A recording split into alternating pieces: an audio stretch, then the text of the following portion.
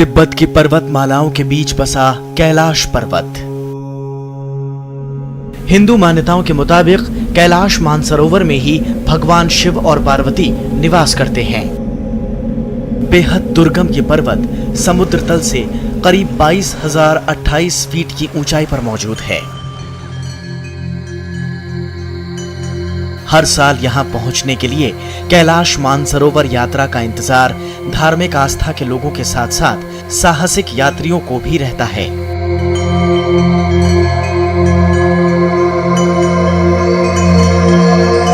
दिलचस्प भौगोलिक स्थिति के कारण कैलाश मानसरोवर की यात्रा बेहद रोमांचक हो जाती है। इस बार की यात्रा में राज्यसभा टीवी के हमारे सहयोगी प्रशांत कर्माकर भी शामिल हुए। प्रशांत कर्माकर ने अपने कैमरे की आंख से इस यात्रा के रोमांच को महसूस किया। कैलाश मानसरोवर जाने के लिए यूं तो कई रास्ते हैं, लेकिन भारत में उत्तराखंड के कुमाऊं से यात्रा की शुरुआत होती है। यात्रा के लिए हर साल भारत सरकार का विदेश मंत्रालय नागरिकों से आवेदन मांगता है। श्रद्धालुओं का लकी ड्रॉ निकाला जाता है और चुने हुए लोगों को यात्रा की अनुमति मिलती है। विदेश मंत्रालय के जरूरी दिशा निर्देश, कागजातों की जांच और डॉक्टरी जांच की प्रक्रिया में करीब 3 दिन का वक्त लग जाता है। कैलाश मानसरोवर की यात्रा काफी कठिन है।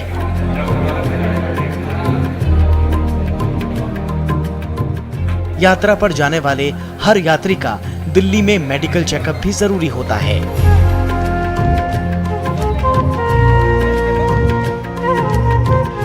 जहां साथ जाने वाले कई अनजान चेहरों से मुलाकात हुई।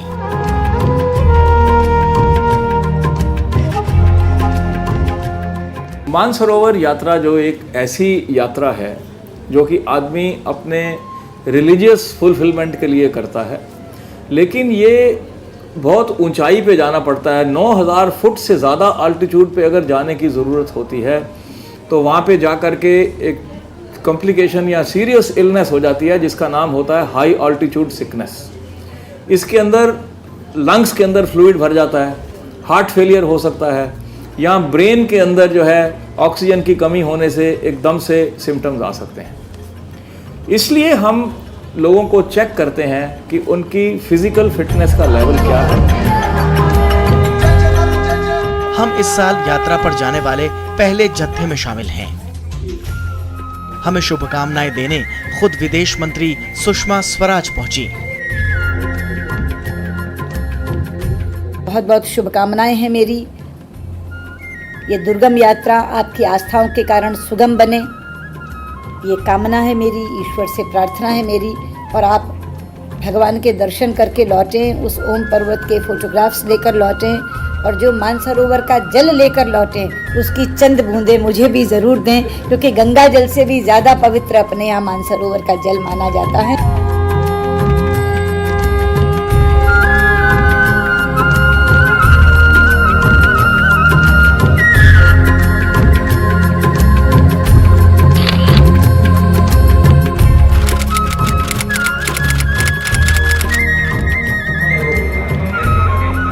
जरूरी कार्रवाई के बाद अब बारी है यात्रा के लिए रवानगी की। करीब 865 किलोमीटर का ये सफर शुरू होता है दिल्ली के गुजराती सेवा सदन से। सुबह 6 बजे दिल्ली में बस से रवानगी से पहले ही एक दूसरे से जान पहचान का सिलसिला शुरू हो जाता है। उसके बाद हम निकल पड़ते हैं काठगोदाम के लिए। दिल में कैलाश पहुंचने के रोमांच ने कई लोगों को रास्ते में ही झूमने पर मजबूर कर दिया। बस के अंदर ही लोग झूमते गाते आगे बढ़ रहे हैं। देश के कोने कोने से आए लोग सफर के कुछ ही मिनटों में अनजान चेहरों से गहरे दोस्तों में बदल जाते हैं।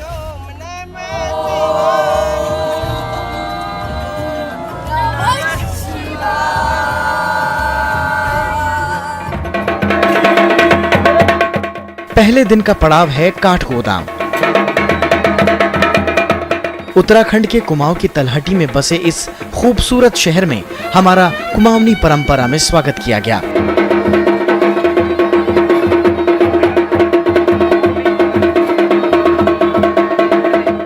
पहले काठगोदाम से ही पैदल यात्रा की शुरुआत होती थी, लेकिन अब यहाँ से छोटी गाड़ियों में आगे का सफर तय होता है।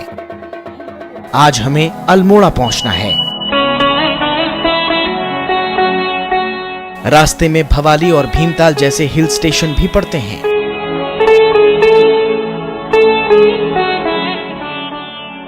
बीच बीच में जलते जंगल प्रकृति के दोहन की कहानी बयां करते हैं।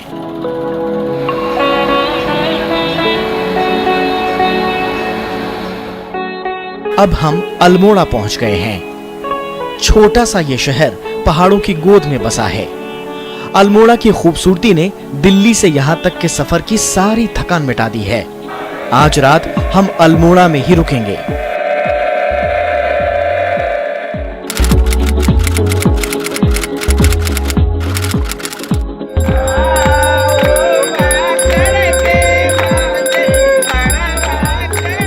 अल्मोड़ा में रुकने के बाद अब बारी है धारचूला के लिए रवाना होने की। कई गाड़ियों में हमारा जत्था पहाड़ी रास्ते और कठिन मोड़ों से गुजरता हुआ आगे बढ़ रहा है। रास्ते में पड़ने वाले कई मठ मंदिरों के आगे आस्थावान शीश झुकाना नहीं भूलते।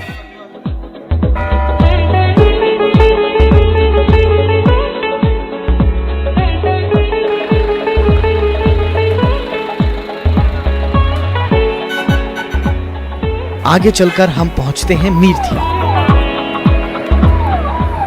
यहां मौजूद है भारत तिब्बत सीमा पुलिस का कैंप। चीन से लगी सीमा की रखवाली का जिम्मा इसी अर्धसैनिक बल का है।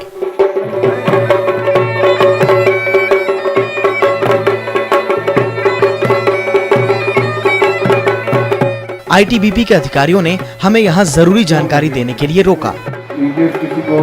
इन सभी पोस्टों पे डीएसपी की कॉल है। दिल्ली से चलने के बाद ये पहला मौका है जब हम सब ने ग्रुप फोटो खिंचवाया है। टीबीपी मेनली 4 काम करती है इस कैलाश मानसरोवर यात्रा के दौरान, जिसमें पहला है मेडिकल प्रोवाइड करना, दूसरा कम्युनिकेशन प्रोवाइड करना, तीसरा जो है सिक्योरिटी प्रोवाइड करना और चौथा जो है डिजास्टर मैनेजमेंट होने पर कार्रवाई करना। मीरथी से हम आगे निकल चुके हैं। थका देने वाले इस सफर में अब शाम ढल चुकी है और हम धारचूला पहुंच चुके हैं। धारचूला नेपाल और तिब्बत की सीमा से सटा इलाका है। पास ही बहती है काली नदी। इस पर बना छोटा सा पुल दोनों देशों को जोड़ने का काम करता है। भारत और नेपाल के लिए ये बेहद अहम है। इसी के जरिए नेपाल से कई लोग रिश्तेदारों से मिलने, पढ़ाई और इलाज के लिए भारत आते हैं।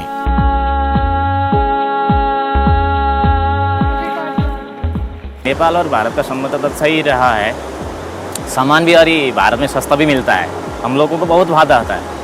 तो अच्छा है, भारत ने हमको लिए न तो वीसा बना दिया है न कुछ कर दिया। आनंद से जाते रहो आते रहो और कुछ समस्या नहीं आती है।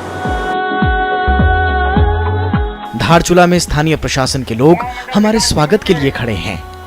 यहाँ हमारा गर्मजोशी से स्वागत किया गया। ये जो है मनोकामना पूर्ण करने के लिए ये हमारे तीर्थ यात्रा पूर्ण हो। KMVN यानी कुमाऊं मंडल विकास निगम के रेस्ट हाउस में अपना सामान जमा करने को कहा गया है।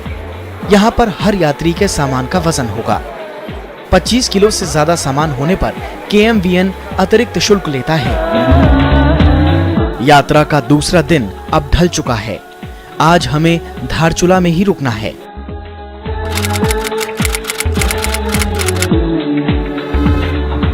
अगले दिन नए जोश के साथ हम धारचूला से आगे के सफर के लिए निकल पड़ते हैं। आज हमें सिरखा पहुंचना है। सिरखा के लिए जाते वक्त बीच में आता है नारायण आश्रम। वाहनों का शोर नारायण आश्रम में ही थम जाता है और यहीं से शुरू होती है पैदल यात्रा। लेकिन कुछ यात्री आगे जाने के लिए घोड़ों और डोलियों का सहारा ले रहे हैं। रास्ते में पड़ने वाले घने जंगल, पेड़ों और पहाड़ों को देखते देखते ये सफर हमें कब सिरखा तक ले आया पता ही नहीं चला। सारे यात्री आज सिरखा में ही आराम करेंगे।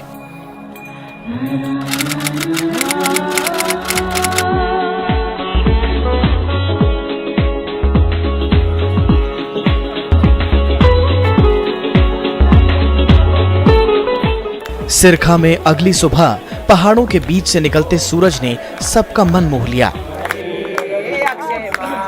सब में नई ताजगी भर आई है और हम निकल पड़े हैं गाला के लिए।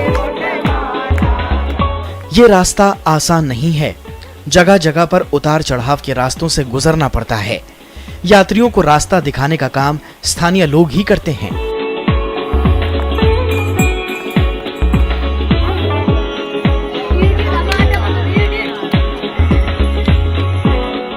हमारे साथ चलने वाला पोर्टर भी अपने गांव पहुंचने पर अपने परिवार से मिलने आया है। परिवार के लिए ये बेहद भावुक क्षण है। इसने अपनी यात्रा से कमाए पैसों का एक हिस्सा परिवार को दिया और फिर हमारे साथ आगे बढ़ गया।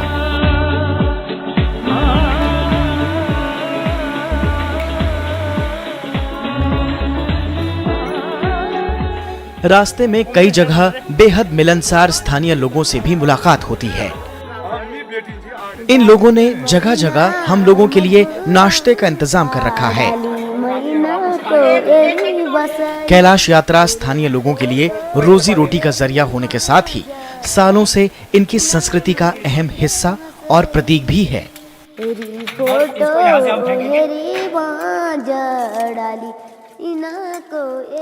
मटर चना से बना हुआ सब्जी के साथ रोटी, साथ में पुदीने का चटनी, लाजवाब। बलनी लगाना ओ निरूरे ए फौजे को योरू खानू रे तेरो माया दिल भीतर मैं लगू चदादा तेरो माया दिल भीतर मैं। हमारे लिए ये यात्रा पहाड़ी संस्कृति और भाषा के साथ साथ स्थानीय वनस्पति से रूबरू होने का मौका भी है। महला टूट जा रे तेरो माया दिल भीतर मैं लगू चदाद तेरो माया दिल भीतर मैं लगू चदाद। बेहद दुर्लभ नागमणि के फूलों की सुंदरता देखते ही यात्री इनकी ओर आकर्षित हो जाते हैं। टूट जा रे बलनी लगाना ओ निरूरे ए फौजे को योरू खानू रे तेरो माया दिल भीतर। ऐसा ही एक और पौधा है बिच्छू घास। इसे छूने से जलन तो होती है, लेकिन इसके कई औषधीय गुण भी हैं। इसको पहाड़ में मेडिसिन के रूप में भी इसको उपयोग में लाया जाता है। यदि हमारा किसी को जोड़ों का दर्द है तो इसको हल्का सा इसमें थपकी देके उस स्किन के ऊपर ताकि उससे पेन कम हो। ये एक्यूपंक्चर का काम भी करता है। आगे का रास्ता हमें कभी ऊंचे पहाड़ तो कभी गहरी खाइयों से रूबरू कराता है। कहीं अजीबोगरीब पौधे तो कहीं सैकड़ों साल पुराने पेड़ मानो हमारा स्वागत कर रहे हों।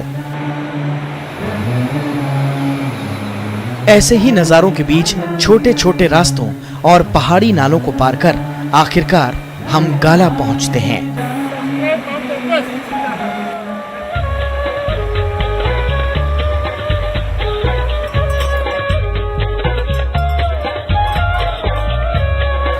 गाला में एक बार फिर सुरक्षा बलों ने हमारा स्वागत किया। आगे जाने के लिए जरूरी दिशा निर्देश भी समय समय पर जरूरी हैं। हाई एल्टीट्यूड में कान बंद होने लगते हैं, ठीक है। जिनके जूते थोड़े बड़े हैं तो डबल सॉक्स लगाइए और इनर सॉक्स बिल्कुल प्योर कॉटन का होना चाहिए। गाला आते आते यात्रियों के मन में बुनियादी सुविधाओं से जुड़े कुछ सवाल उठने लगते हैं। सही तरीका क्या है अपना और दूसरों का बचाव करने का?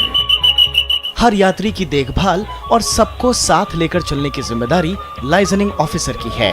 ठीक है, रोकने को किसी को बोलना है, ग्रुप को पूरा रुकने के लिए।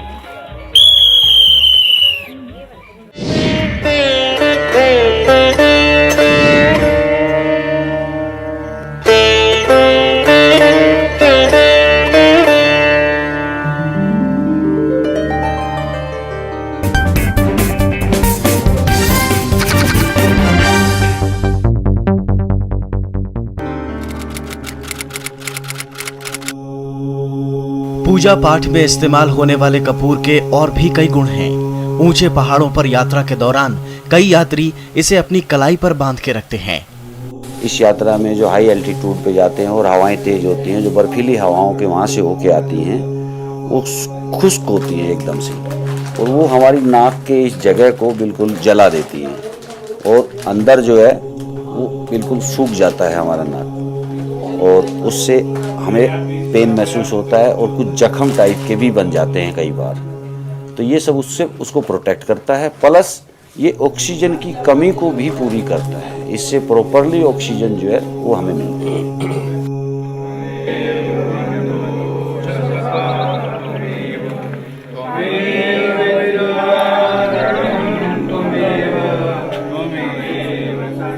गाला में रात्रि विश्राम के बाद सुबह 5 बजे यात्रा अगले पड़ाव यानी बूधी के लिए शुरू होती है।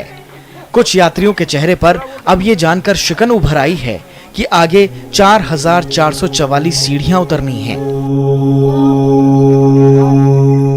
इस खतरनाक ढलान पर खच्चरों पर बैठकर उतरना और भी खतरनाक है।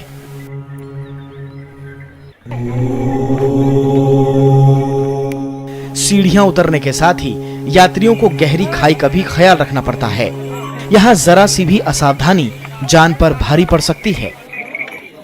यात्री अब अपने साथियों और आईटीबीपी जवानों की मदद से धीरे धीरे सीढ़ियां उतर रहे हैं,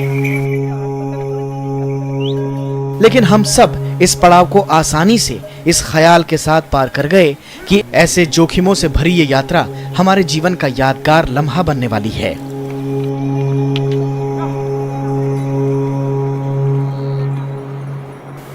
संकरे रास्ते और गहरी खाइयों पर चलते वक्त जरा सी भी चूक जानलेवा साबित हो सकती है।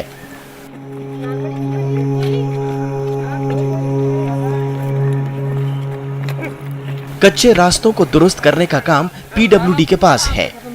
रास्ते जरा भी खराब हों तो ये कर्मचारी तुरंत काम पर लग जाते हैं।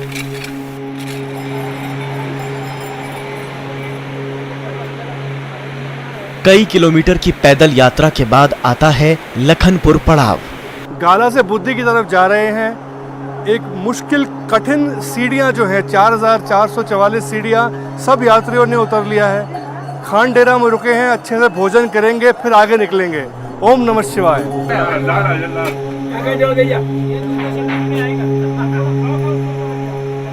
लखनपुर से आगे बढ़ने पर हमारा काफिला पहुंचता है मालपा गांव।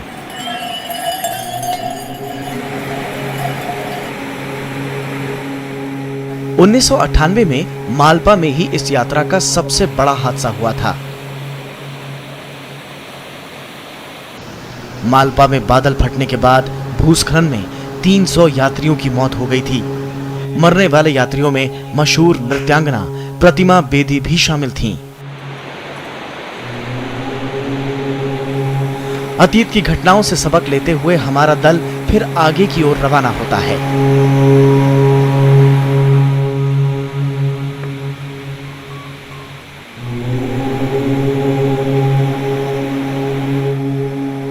रास्ते में पड़ने वाले प्राकृतिक झरने थकाकर चूर कर देने वाली यात्रा को सुगम बना रहे हैं। इस पूरे रास्ते हमारे साथ एक और हमसफर है और वो है काली नदी।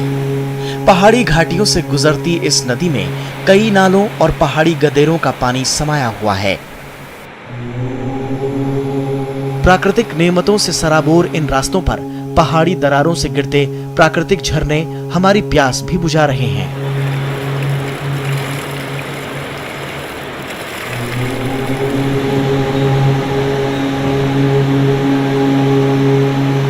अपने अगले पड़ाव बुधी हम शाम ढलने से पहले ही पहुंच गए हैं।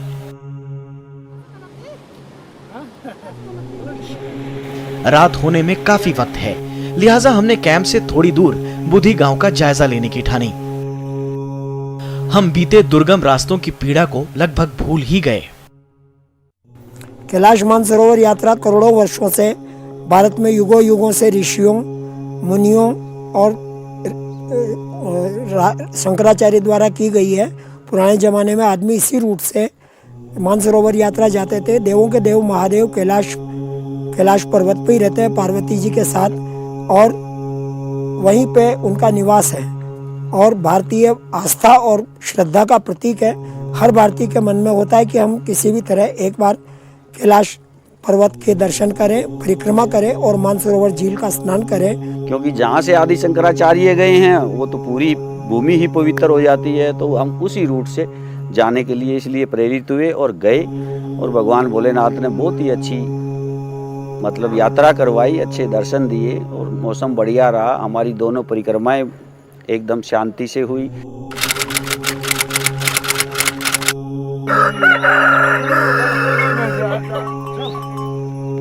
अगली सुबह हमें गुंजी के लिए रवाना होना है। गुंजी जाने के लिए कुछ दूरी तक तो रास्ता सुगम है, लेकिन जल्द ही शुरू हो जाती है चढ़ाई।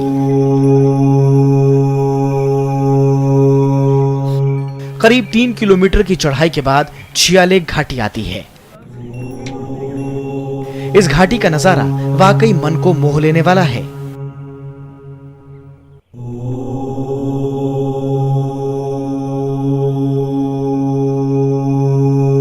दूर दूर तक पहाड़ों की श्रृंखला, प्रकृति के ये अद्भुत नजारे हमारे सफर को काफी हद तक आसान बना रहे हैं। यहाँ नाश्ता और कुछ देर आराम करने के बाद हम आगे बढ़ गए हैं। छियालेक घाटी पार करने के बाद अब ये चेक पोस्ट आता है। इस चेक पोस्ट पर हमें अपना पासपोर्ट दिखाना है। बहुत शुक्रिया भैया। पहचान की कार्रवाई पूरी होने के बाद हम तेजी से आगे बढ़ते हैं। 2 किलोमीटर कच्चे रास्ते का सफर तय करने के बाद आता है ग्रबयांग गांव। ग्रबयांग गांव को धंसते हुए गांव यानी सिंकिंग विलेज के नाम से जाना जाता है। ये गांव 300 से 400 साल पुराना है। प्राकृतिक सुंदरता और पौराणिक कला के नायाब नमूने ग्रबयांग के सभी घर पत्थर के बने हैं। घरों में लगी पत्थर की दीवारों पर नक्काशी उकेरी गई है। ये नक्काशी आसपास के गांवों के शिल्पियों ने ही बनाई है।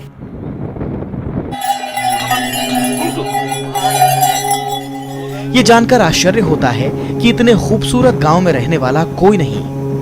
पूछने पर पता चलता है कि यह गांव लगातार धंस रहा है और कभी भी किसी बड़े हादसे का गवाह बन सकता है।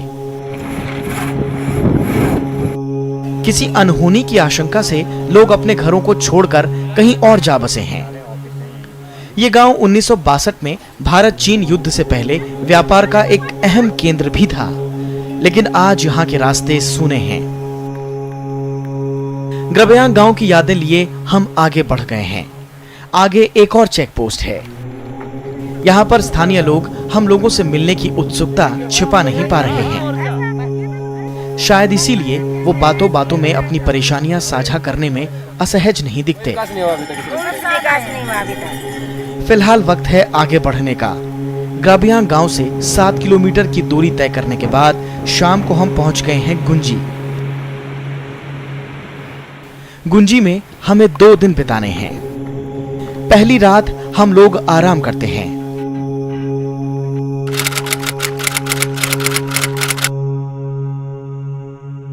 अगली सुबह से मेडिकल चेकअप शुरू हो जाता है। ये चेकअप दिन भर चलता है। आगे रास्ता और भी दुर्गम है, लिहाजा डॉक्टर बड़ी ही बारीकी से हर यात्री का चेकअप कर रहे हैं।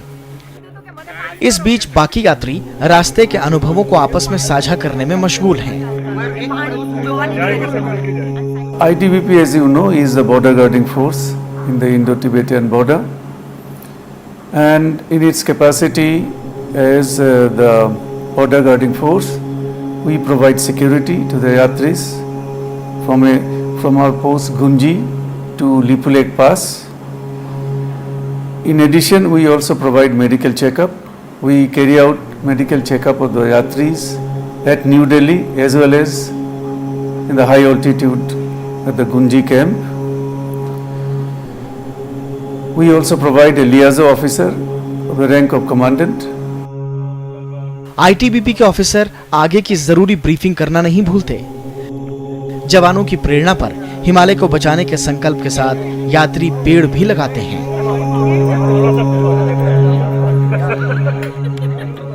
गुंजी में ही आईटीबीपी की महिला बटालियन की भी तैनाती है। अपने घरों से सैकड़ों मील दूर तैनात ये जाबाज महिलाएं यात्रा के दौरान श्रद्धालुओं की सुरक्षा की जिम्मेदारी बखूबी संभालती हैं। हम लोगों ने सारे एडवेंचर कोर्स कर चुके हैं, जैसे rock climbing, mountaineering, ski, commando course, यह सारे हमें कराए जाते हैं क्योंकि हमारी परिस्थिति के अनुसार किसी भी समय कुछ भी हो सकता है हमारे साथ, इसीलिए यह कोर्स हमें कराया जाता है और देश की सुरक्षा के लिए, और हम लोग आपके साथ हैं। डॉक्टरी जांच के बाद समय निकालकर हमने गुंजी गांव में कुछ वक्त गुजारा। गुंजी भी ग्राबयांग गांव की तरह ही बेहद पुराना गांव है। गुजरे जमाने में यह गांव भी तिब्बत से व्यापार का एक अहम पड़ाव था।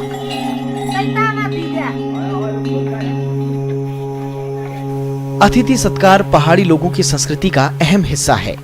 हमें देखते ही गांव के लोग बड़ी ही आत्मीयता से अपने घर बुलाकर हमें चाय नाश्ता कराते हैं। इन्होंने हमें बताया कि यात्रियों की सेवा करना इनकी आदत सी बन गई है।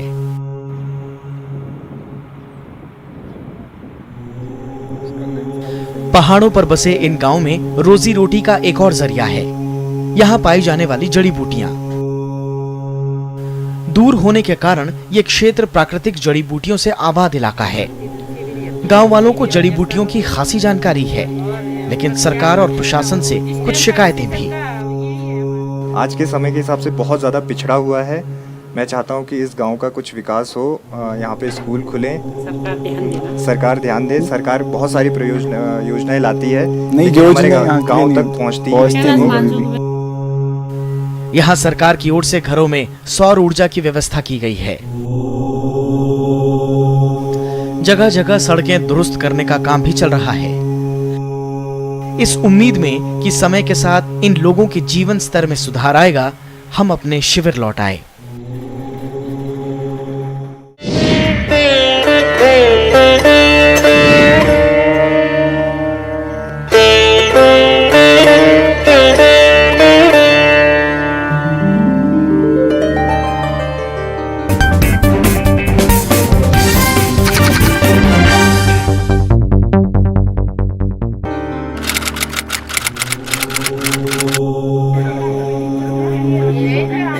गुंजी में एक दिन और 2 रात गुजारने के बाद अगले दिन सुबह 5:30 बजे हमारा कारवां नवीधांग के लिए रवाना हुआ। खूबसूरत रास्तों से गुजरकर कुछ ही दूर के सफर के बाद हमें दिखा काला पानी। गुंजी से काला पानी की दूरी 9 किलोमीटर है। यात्रा में बुरी तरह से थके हुए और बुजुर्ग यात्रियों के लिए आईटीबीपी ने यहाँ 2 छोटे मिलिट्री ट्रकों की व्यवस्था की है। काला पानी ही काली नदी का उद्गम स्थल है। यहीं से वेदव्यास गुफा भी दिखाई पड़ती है। पौराणिक काल में ग्रंथों को लिखे जाने में इस्तेमाल भोजपत्र के जंगल का नजारा भी काला पानी से दिखाई देता है।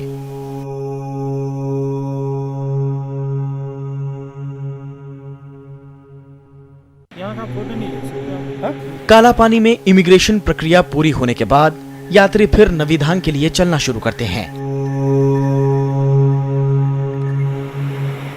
कैलाश मानसरोवर की पूरी यात्रा में भारत तिब्बत सीमा पुलिस के जवानों की भी अहम भूमिका है।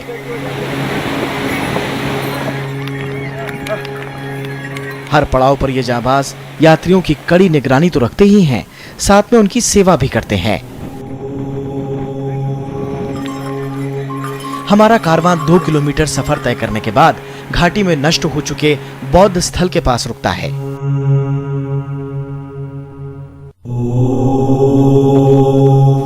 यहीं से सामने शेषनाग दिखाई देता है।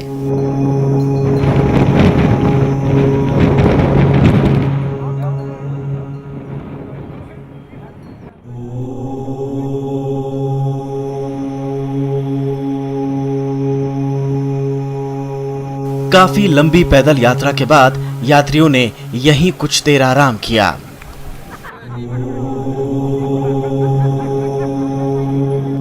आगे चलने पर ओम पर्वत के दर्शन होते हैं, जिसकी सुंदरता देखते ही बनती है।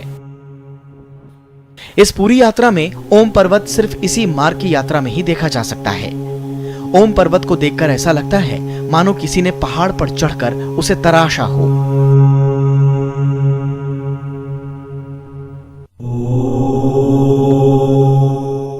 दोपहर बाद नवीधांग पहुंचा जाता है। इस यात्रा में KMVN का सहयोग भुलाया नहीं जा सकता। मुश्किल जगहों पर रहने का शानदार प्रबंध हमारी सोच से परे था। वाकई ITBP के सहयोग के बिना ये यात्रा संभव नहीं है। आज हमें नवीधांग में रात गुजारनी है, लेकिन तड़के उठकर आगे का सफर तय करना है। આપણું શરીર આટલી ઉંમર થઈ તો એ શરીર આપણું મજબૂત છે અને મન એવું મક્કમ હતું કે તો જઈએ અને કોઈ કષ્ટ પડશે ને તો આપણે વેઠવાની શક્તિ હતી, એટલે આ રીતે આપણે તૈયારી કરેલી। એટલે મનની અંદર એવું મક્કમ હતું ને કે ગમે એવું દુઃખ પડશે ને તો એ આપણે જાત્રા કરવાની છે, એટલે કોઈ દુઃખથી ડરવાનું નહીં। ગમે એવું કષ્ટ પડે તકલીફ પડે તો આપણે નભાઈ લઈશું। आपसे निवेदन है कि ये स्थिति यहाँ हो, वो उसका पॉजिटिव हम चाहते हैं। हमारा सबका एक मकसद है, आपकी यात्रा मंगलमय हो। रात के करीब 2 बजे हैं। नवीधांग से हमें इसी वक्त लिपू लेक के लिए यात्रा शुरू करनी है। हम अब फर्स्ट बेस को लेकर जा रहे हैं। जैसे जैसे हम आगे बढ़ रहे हैं, तापमान में गिरावट महसूस हो रही है। पहाड़ों की कठिन चढ़ाइयां और बर्फीले रास्तों से गुजरते हुए यहाँ सांस लेना भी दूभर है। यात्रा में समय की खास अहमियत होती है। भारत और चीन के समय में लगभग 2.5 घंटे का अंतर है। लिहाजा भारतीय समय के मुताबिक सुबह 7 बजे तक हमें लिपुलेख सीमा पहुंचना है।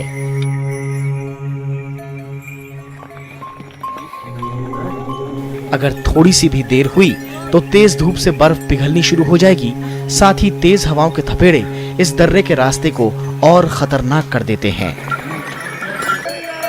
काफी देर पैदल चलने के बाद आखिरकार अब हम लोग लिपुलेख पहुंच गए हैं।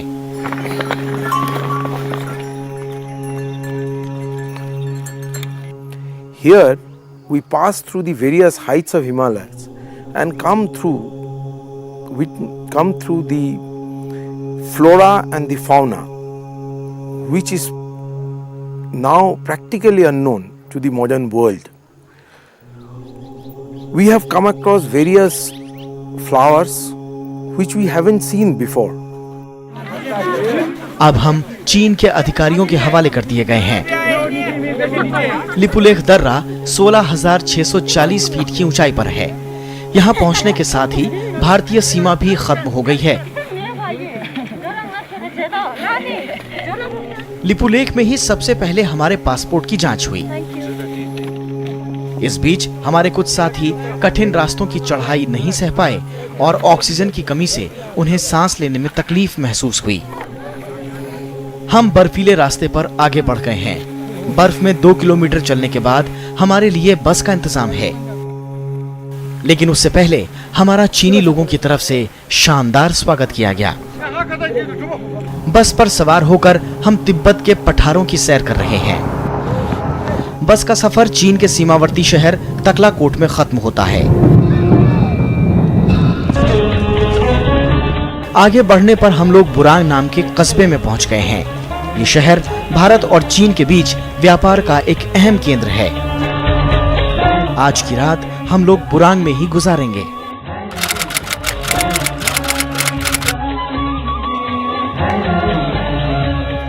बुरांग में आज दूसरा दिन है। आज भी दिन भर इमिग्रेशन और कस्टम की जांच होगी। लिहाजा आज भी हमें बुरांग में रुकना होगा, लेकिन बचे हुए समय में हमें और हमारे साथियों को आगे की यात्रा के लिए खुद को तैयार करने का भरपूर समय मिल गया।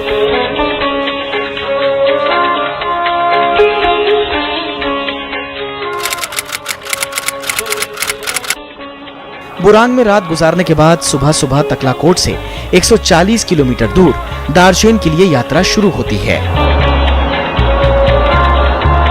यहीं से कैलाश पर्वत का कुछ हिस्सा नजर आना शुरू हो जाता है। रास्ते में ही अष्टपद भी दिखाई दे रहा है।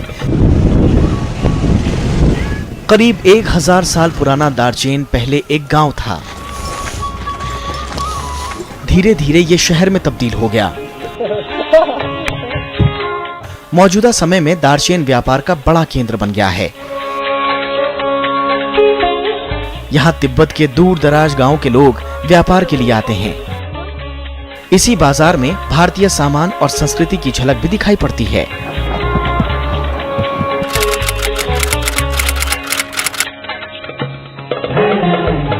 दार्चेन को कैलाश परिक्रमा का बेस कैंप भी कहा जाता है।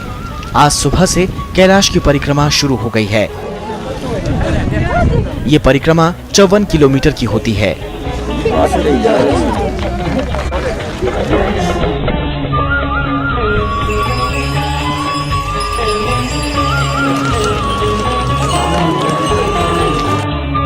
रास्ते में पहले आता है यमद्वार।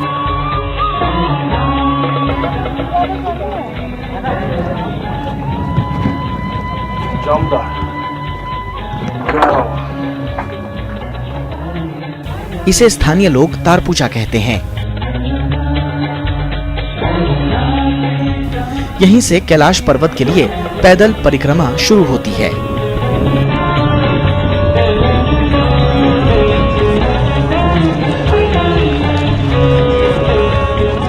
रास्ते में 2 बौद्ध मठ मिलते हैं, जिनमें से एक है देराफूक और दूसरा है जोंगजुईफू। तिब्बती लामा गुइसम्पा ने 700 साल पहले इस मठ की स्थापना की थी। देराफूक की ऊंचाई 17,000 फीट है। देराफूक से ही कैलाश पर्वत की पहली झलक साफ दिखाई देती है।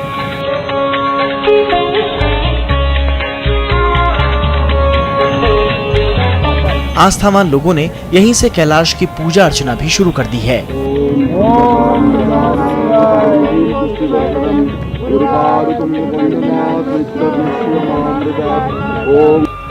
शिव पुराण में कैलाश पर्वत का महत्व दिया हुआ है। यहाँ पर शिव का वास था, तो शिव को कैलाशी कहा गया है, क्योंकि कैलाश में वास था, तो जहाँ वास होगा वो कैलाशी होता है। कैलाश जाने वालों को कैलाशी बोला है कि अपने नाम के आगे कैलाशी लिखा करो, तो पता चलेगा कि आप कैलाश होके आए हुए हैं। हम लोग भी मानते हैं, एक तरह से शिव को अवलोकितेश्वर के रूप में मानते हैं। अवलोकितेश्वर जो कंपैशनेट बुद्धा होता है, अवलोकितेश्वर के स्वरूप उनको मानता है। जैन समुदाय के लिए, जैन धर्मावलंबी के लिए कैलाश पर्वत इसलिए महान, पूज्य और आदरणीय है क्योंकि वहाँ से उनके पहले तीर्थंकर, जिनकी वो आराधना करते हैं, वंदना करते हैं, पूजा करते हैं, अपना आराध्य मानते हैं, अपना इष्ट मानते हैं, और जिनके बारे में कहा जाता है कि वहाँ से तीर्थंकरों की परंपरा में शुरू हुई, उन्होंने कैलाश पर्वत से मोक्ष प्राप्त किया।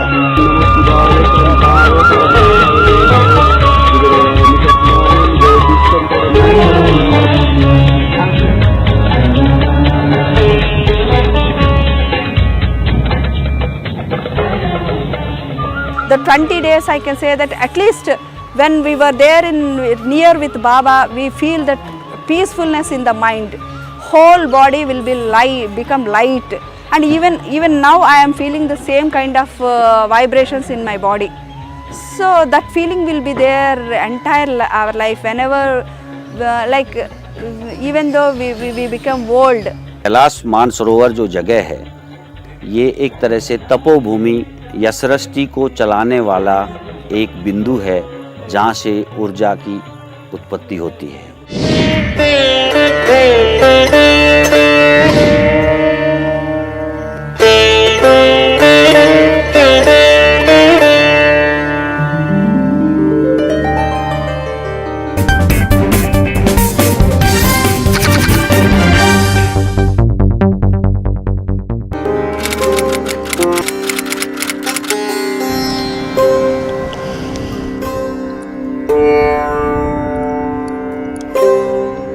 देराफूक में रात बिताने के बाद अगले दिन जोंगजुईफू के लिए फिर पैदल यात्रा शुरू होती है।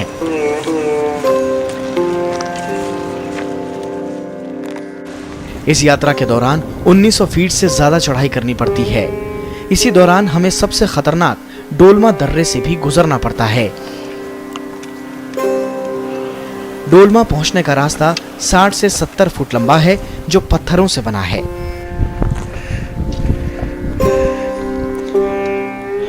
हमारे कई साथियों ने इस रास्ते पर घोड़ों और खच्चरों से उतरकर पैदल चलना ही मुनासिब समझा।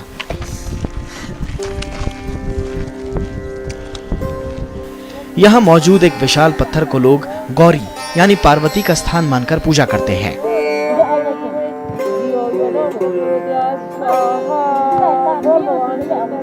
स्थानीय अल्पसंख्यक बोनपा इस जगह को बड़ा महत्व देते हैं।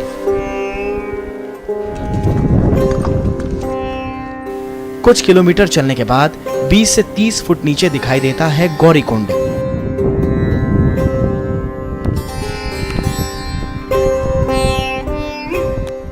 गौरी कुंड से गुजरने के बाद करीब 29 किलोमीटर चलने पर आता है जोंगजुईपू। जोंगजुईपू में बेहद प्राचीन मठ मौजूद हैं। इन मठों को देखते ही मन को शांति मिलती है। कहा जाता है कि बौद्ध भिक्षु मिलरेपा ने इन मठों की स्थापना की थी। इस यात्रा में पोनी पोर्टर बनकर साथ चलने वाले स्थानीय लोग खास भूमिका निभाते हैं। दूर दराज के गांव से आने वाले ये लोग खेती की जमीन नहीं होने के चलते इसी तरह की यात्रा से जीवन बसर करते हैं।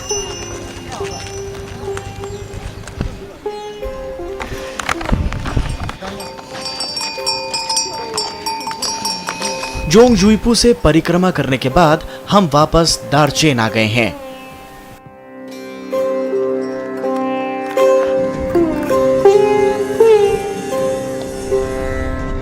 कैलाश परिक्रमा के बाद मानसरोवर परिक्रमा शुरू होती है।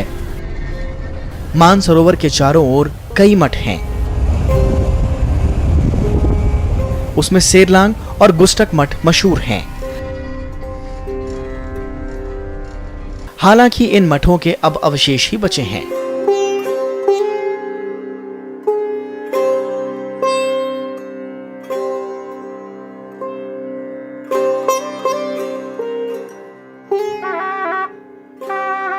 इन्हीं मठों के बीच एक है कुगू मठ। मानसरोवर झील के दर्शन के लिए अब हमारा पड़ाव इसी मठ में है।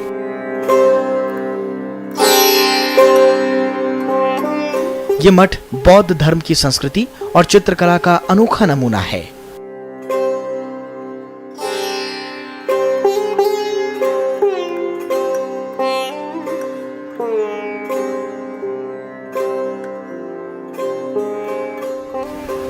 शाम ढलते ही यहाँ की छटा देखते ही बनती है।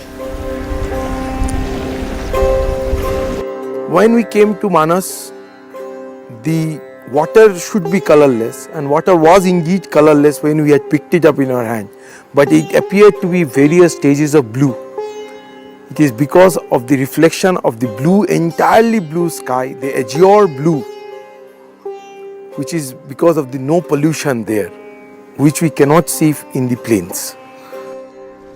हम लोग आज की रात यहीं विश्राम करेंगे।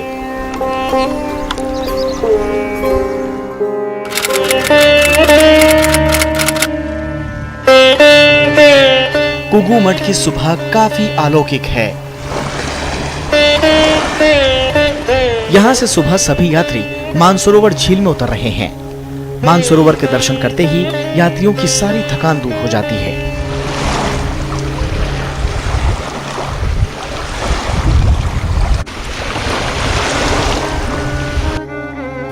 स्नान करने के बाद फिर पूजा अर्चना शुरू होती है।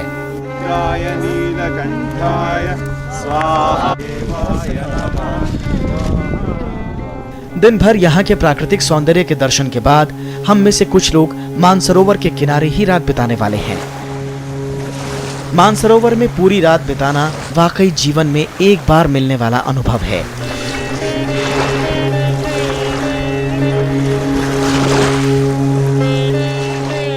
शिव की परिक्रमा कभी भी पूरी नहीं होती है, मतलब चक्कर पूरा चक्कर नहीं लगता है।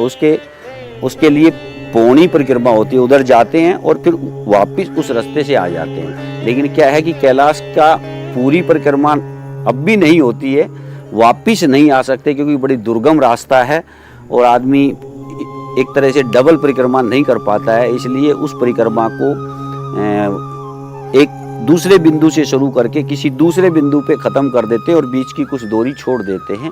जिस जगह हम शिव मंदिर में जाते हैं तो इसी तरह शिवलिंग की पूरी परिक्रमा नहीं होती, लेकिन मानस की परिक्रमा पूरी होती है, क्योंकि वो जल स्रोत बिंदु है और यहाँ सभी देवता लोग स्नान करते हैं भगवान शिव और पार्वती के बाद। इसलिए हम ये मान के चलते हैं कि हमने मानस की परिक्रमा करने के संबंध से सभी देवताओं की परिक्रमा पूर्ण कर ली है।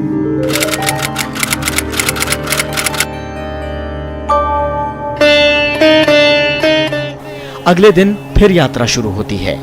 आगे दिखाई देता है चिऊ मठ। ऐसा कहा जाता है कि 18वीं शताब्दी में यहाँ तिब्बती लामा पद्मसंभवा ने 7 दिन बिताए थे। उन्होंने तिब्बत में बौद्ध धर्म के प्रचार प्रसार में महत्वपूर्ण भूमिका निभाई।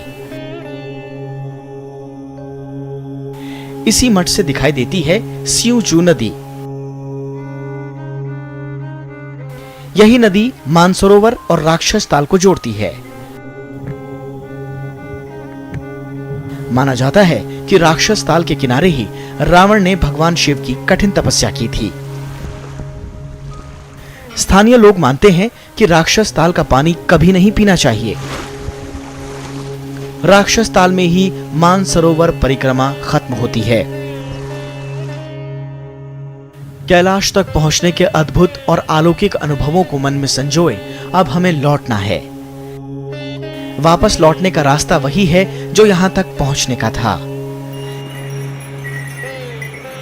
वापसी में हर यात्री के जहन में कैलाश की यादें हैं।